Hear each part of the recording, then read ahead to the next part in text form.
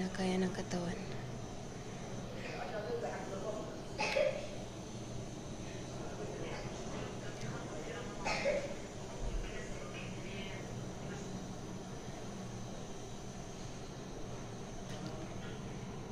Ang taas ng lagnat ko. Sobrang taas. Okay. Good morning, ma'am and sir. Gusto ko pang humingi ng tulong sa inyo.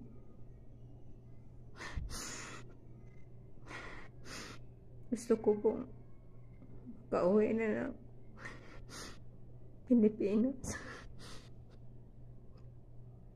Lagi na po akong nagkakasakit dito. At sa tuwing po ako ay nagkakasakit, ako po ang nagbabayad sa papa-hospital ko. At yun, sabi ng doktor, na naging overpatig po daw ako sa trabaho kasi wala na pong pahinga.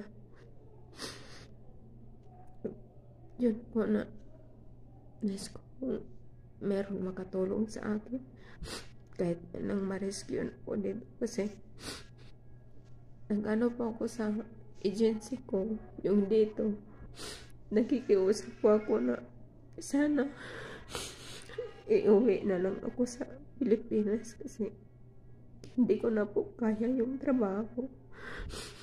Lagi na po akong nahihilo, nagkakasakit.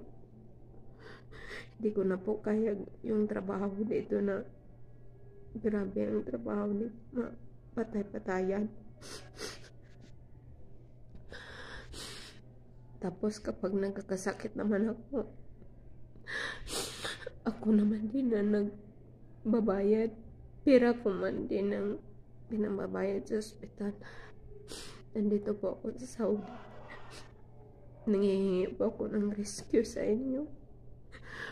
Sana po matulungan niyo po ako. Kahit hindi ko na po kaya ang trabaho dito. Trabaho pa rin. Kahit po mahina na yung katawan ko. Kahit pagod na po ako. Sana po may makatulong sa akin sa OWA. O kay Rafitul po. Kung maaari po. Kung saan po maabot yung video na to. Lagi po